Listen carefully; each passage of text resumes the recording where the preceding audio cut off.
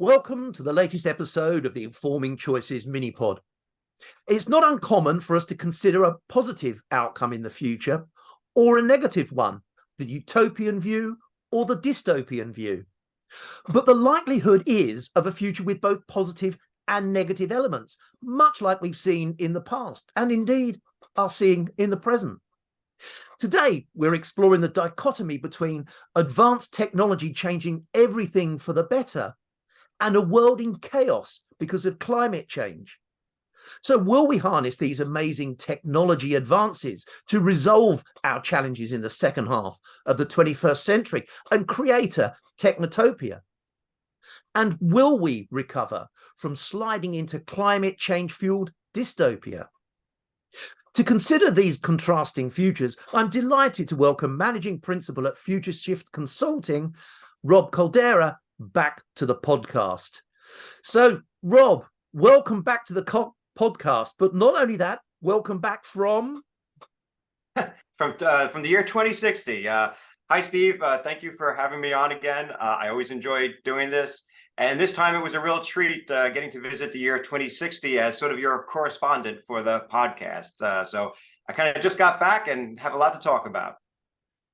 So the first thing I think to talk about is the situation that 2060 brought us. How have we reached such a critical crossroads in humanity's development?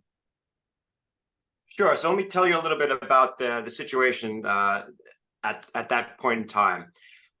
It's sad or glad, depending on one's perspective. So let me explain. So 2060 is sort of a dichotomy between a period of wonder and despair. You see, the rate of technological progress that humanity saw in the first half of the 21st century was incredible. It led to so many marvels in all different sectors and industries, from artificial intelligence, fusion energy, quantum computing, which we'll talk about some more, amazing advances in medicine, and just a lot more. Basically, most of the things your guests on this podcast have discussed have kind of come to pass. So it turns out they were very, very prescient, Steve. But what I'm getting at is that the world has changed dramatically in this time period, practically unrecognizable from the 2020s that we're in. Imagine a world where we have technologies at our fingertips that could solve so many of humanity's problems, as well as provide unprecedented benefits and comforts on top of everything. It could practically be a utopia or a technotopia, as you mentioned in the intro, given the role that technology played in all this. But harnessing that technology for the collective good has not been easy for them to do. I mean, quantum computing alone, for example, has the power to make such a significant difference in the world. But just it's being used, but not on the scale they need. And why? Because they are literally and figuratively spending their time putting out fires due to the disastrous effects of climate change. I mean, things are kind of dire. Climate change has had devastating consequences.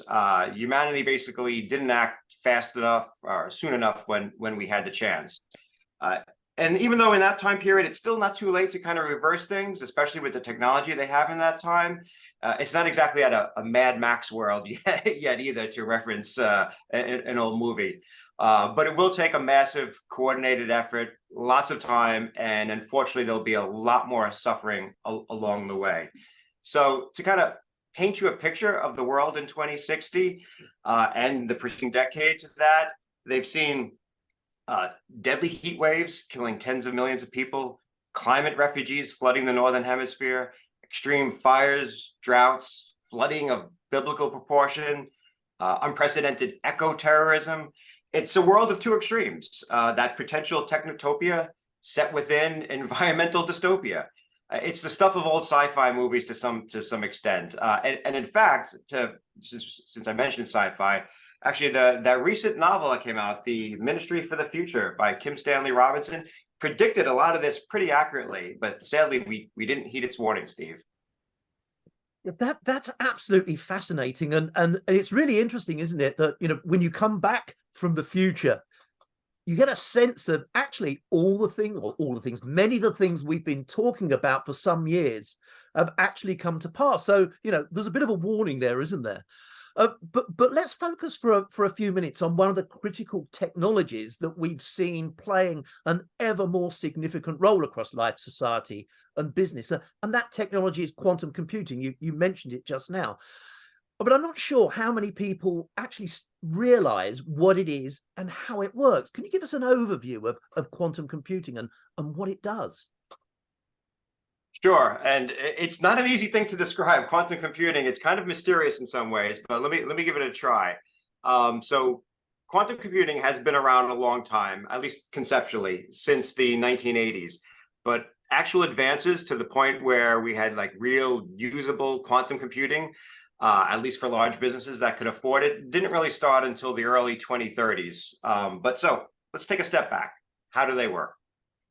They are computers that take advantage of the properties of particles at the quantum level to do ridiculously fast calculations. So properties such as superposition, which is the ability of particles to exist in two states at the same time until they are observed, and entanglement, which is when two particles remain connected to each other no matter how far apart they are in the universe. It's what Einstein called spooky action at a distance, and I think he coined that pretty accurately. So what all this means is that instead of digital bits, ones and zeros that we're used to, they use qubits that can exist in that superposition state, meaning both a 1 and a 0 at the same time. And the dual nature of the qubit enables calculations to be done exponentially faster, since you can look at multiple outcomes or states simultaneously. So for example, a computer with 2 qubits equals 4 possible states of existence that you look at. But if you go up to 300 qubits, you theoretically have more states than atoms in the universe. It's that incredible, that exponential. So how much faster does that make a quantum computer? Well, it depends on who you ask. In the year 2020, the Chinese actually claimed to have developed an early quantum computer that was 100 trillion times faster than digital computers. Others more recently have claimed speeds of only up to 150 million times faster. So to put that in perspective, a quantum computer could perform an advanced calculation in 4 minutes that it would take a supercomputer of today around 10,000 years to solve. That's how much faster they are. So yeah, they're extremely powerful. And that sort of analytical processing power has helped drive many of the technological advances that exist now in the year 2060. I should note also they're extremely difficult to build, even in that decade. They are super sensitive to their environment. They must be shielded to prevent something called quantum decoherence, which is basically means that they lose that superposition state. And so because of this, they are mostly accessed through the cloud via services that sell that sort of processing power, companies that can afford to build these machines. Thanks for that. That's kind of at least cleared it up to some extent. Somewhat, right? Part of the kind of transition, I think, that science sometimes gives us from science to magic. Now, I know we're going to touch again on some of the technological advances, but notwithstanding the technological process that will have been made between now and 2060, the geopolitical landscape has truly shifted significantly and has really made it much more difficult to effectively collaborate across many areas, potentially including climate change. So how might technologies like quantum computing, do you think, help accelerate progress in mitigating the worst impact of global problems, even if collaboration is increasingly difficult? Sure. Well, collaboration is always difficult for humans in seemingly any time period. And unfortunately, the geopolitical landscape has only gotten worse in the future. And look, it'll take a lot of different actions to solve the climate crisis, not just quantum computing or technology in general. However, quantum computing can provide the analytical power to develop advances in environmental science to help us tackle this problem. A lot of developments or solutions have been in the works for some time in that decade. But as I mentioned, the current climate, no pun intended, has made progress slow despite those incredible processing speeds I mentioned. It comes down to a human problem, of course. But let me give you some examples of how the power of quantum computing can lead people of the future out of that crisis. So one, can help develop new materials never seen before. So materials with very small carbon footprints, because you can now do material science on the quantum level using that sort of quantum computing analytics. You could design things only previously imagined. Two, next level energy production and management. You can accelerate the discovery and the development of energy production. So, for example, building super efficient photovoltaic cells, create batteries with enough energy density to revolutionize how we power everything. Even manage the electrical grid and fine-tune it to absolute perfection and efficiency that would reduce its impact on the environment. Another one, three, radically improved carbon sequestration methods, getting the carbon out of the air. Also, we'll be better able to understand and predict the climate using this technology. So changes in the climate are related to the interaction of the atmosphere, the oceans, land surfaces. The whole biosphere is essentially a very complex fluid dynamics problem with seemingly too many variables to calculate, but not for quantum computing. We can run simulations, climate simulations, and build models that show us how to effectively reduce the impact of what's happening. What else? There's quantum sensors too. They require the type of analytical speed that only quantum computers can provide. And you could take those quantum sensors, introduce them all over the world to monitor the environment on a scale that humans and digital computers cannot currently do.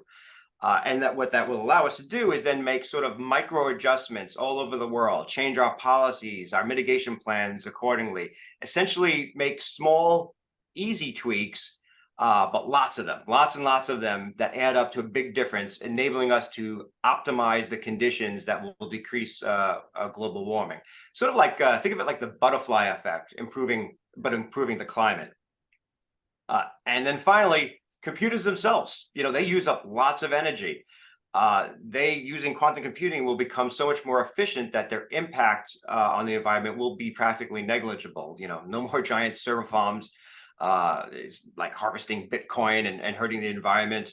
So the bottom line is that the computers of today are kind of reaching their limits, as we know, with respect to Moore's law, and they're sort of struggling to handle the vast array of complex inputs and calculations that you need for climate science. And quantum computers can, prove to be that difference maker. One of the things that we often talk about when we start to focus on one particular technology is the opportunity to enhance that technology further in combination with others. So one group of technologies that immediately comes to my mind, particularly when you start talking about analytical capability, is artificial intelligence, or perhaps by 2060, artificial general intelligence. What do you see as the potential opportunity to bring those technologies together to create even better predictions? Great question, Steve. And yeah, no conversation like this would be complete without talking about the robot overlords of 2060 that I met. No, just kidding. That hasn't happened yet, even by then. However, artificial general intelligence does exist at that point in time, and it has played a huge part in how the people of 2060 are trying to adopt quantum computing to solve the climate crisis, as well as other issues. So it's pretty much the way that they've been using quantum computing. So let me explain. Think of AGI, which was achieved around a couple decades prior to 2060. And like I said, without enslaving humanity or destroying the world, we're doing a good enough job of that on our own, I think. So think of AGI simply as the interface for quantum computing. It's the tool that simplifies how they can access and interpret the results of analytical processing that is way beyond human capability. So basically, they ask AGI questions or give it, the vast amounts of data that they've collected, and it in turn accesses those cloud-based quantum computers to harness their power to do the work. and then provides answers in terms that humans can understand and use. I mean, imagine giving AGI, or imagine even giving something like today's ChatGTP access to that much analytical power, right? What could it do? So without AGI in 2060, it would be difficult to capitalize on the power of quantum computing as much as the world in that time needs to do. I will add, though, I will say that if AGI ever does become sentient, it might be because of tapping into quantum computing. I mean, our brains, if you think about it, use quantum properties to do what they do. So you never know how that might affect AGI in the long run. And even though it may not be sentient in 2060, even though it did pass a Turing test, but with so much power at its disposal, it has truly become something sort of unique. AGI connected to quantum computing is like this super brain that could run off society if they let it. Let's hope they don't. Yeah, I think maybe we'd better retain some form of human control rather than ceding everything to AGI.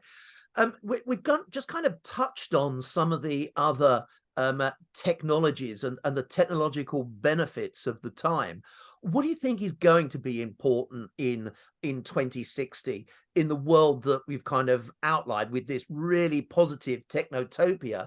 Technology is able to do so much for us, but in a world where we're still really fundamentally challenged about future human existence as a result of climate change. Because if we get this right with this suite of new technologies, then actually it could set humanity up for a flourishing future. So what are these other technologies, do you think?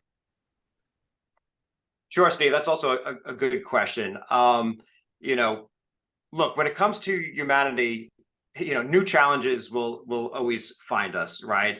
And new potentially world-ending technologies could always come around. It won't just be climate change that might be something that we have to deal with. There's no shortage of dystopian science fiction to warn us of these possibilities. So we always have to be vigilant. I'm sorry, but you mentioned like what could happen if we get this right? If we get this right. And if the people in 2060 get it right, meaning that they first deal with the climate crisis by applying all these solutions that I've mentioned in a more coordinated and consistent way, humanity could be on a path that might lead to that technotopia. Instead of a bleak future where humanity is kind of brought to the brink by climate change, and I'm thinking of images come to my head like from the movie Blade Runner, so forth. We could instead see a beautiful future, more like the one Gene Roddenberry envisioned with Star Trek. And I'm not just talking about solving the climate crisis. You were asking about, what else could quantum computing lead to? Well, it's a lot. When you really start exploring what that sort of analytical power can lead to in computers, I mean, you're talking about curing every disease possibly out there, because you can now analyze DNA and human cellular structure on a level that's just unfathomable. You can end aging, right? You can optimize the global economy so that as to never see a recession by, not, I want to say manipulate it, but just manage it in a way that's just simply not possible right now with the ability we have. Maybe even unlock the secrets of the universe, right? Studying cosmology and black holes and really, figuring out what the universe is made out of to a level that we currently don't understand, or maybe even the multiverse, right? And just maybe, since I mentioned Star Trek, inventing that warp drive, right? So that we could become a planet-faring species and not have all our eggs in this one basket we call Earth. Technology, whether it's for climate change or all these other things, will be the primary driver for getting humanity, out of our crises. It's always what's moved us forward, right? Even when it's threatened to end us, nuclear war, at the same point, it's always sort of pushed us forward. We're a species that is forever linked to our development and use of tools. And if I can make one more final sort of sci-fi analogy that I was thinking of when seeing the situation in 2060, if you remember, Isaac Asimov's Foundation series, there was this galactic empire that was on the precipice of collapse, right? It was a collapse that the main character, the scientist Harry Seldon, predicted would plunge the galaxy into a 30,000-year-long dark age. But his foundation that he proposed wouldn't end the collapse, but it would shorten the dark period to a mere 1,000 years, right? So while not quite as dramatic as that, the people of 2060 sort of find themselves at a similar precipice. They can't stop the damage. There's going to be a dark period. It's already happening, and it will continue to. But if they can get their act together and apply incredible technology that they have, like quantum computing, they can shorten and they can alleviate that dark time that they end, and basically emerge then eventually into this truly wonderful technotopia that we've been talking about. And we can only hope that's where they wind up. I love that kind of almost coming full circle there, where we've started with actually something that's potentially terrifying in the future. We've acknowledged both the positives in terms of the technologies that we have available to us now and in 2060, and that actually where we come to in 2060 is a place where we have to kind of fix and get over the problem that we've let grow to such an extent. And I also think that's a really nice way of thinking that actually we can use these technologies as a tools to help us flourish rather than something that potentially ends us. Exactly. Rob, thank you so much for your time. That's been absolutely fascinating and really insightful. And welcome back to the present from 2060. Thank you. This was awesome, Steve. You're very welcome. Thank you once again for coming on to the podcast. And thank you, everyone, for listening. Do let your friends and colleagues know about the Informing Choices mini-pod, and there'll be another episode along very soon.